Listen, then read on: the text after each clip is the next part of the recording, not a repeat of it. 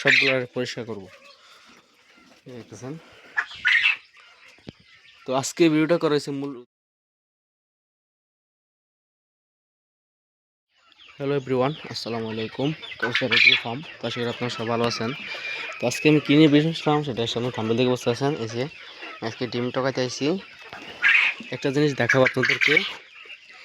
এই যে খামারটা দেখতেছেন, এই যে আমি রাত্র খাবার পানি সব কিছু দিয়ে গেছি রাত্রে।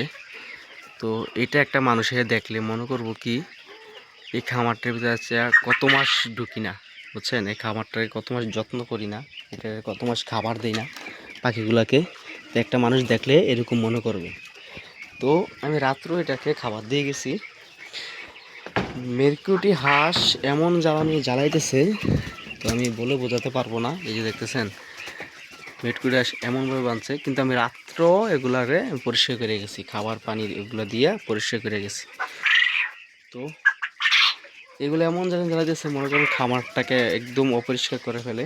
তো এখন কী করবো, এই যে এখন এই ডিমগুলা আমরা খাসিতে নিয়ে এগুলো সবগুলো পরিষ্কার করবো দেখতেছেন।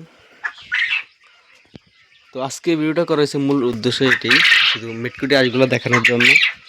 আর এর সাথে একটা কথা বলি, এই যে যাদের বীজ ডিম লাগবে অবশ্যই স্ক্রিনে নাম্বারে যোগাযোগ করতে পারেন বীজ ডিম নেওয়ার জন্য। আর বিভিন্ন বয়সের বাচ্চা আছে, 10 দিনের বাচ্চা আছে, আর 20 দিনের বাচ্চা আছে, এবং 4 দিনের বাচ্চা আছে। যাদের লাগবে অবশ্যই স্ক্রিনে নাম্বারে যোগাযোগ করতে পারেন। তো আমি ভিডিওটা বেশি বড় করব না।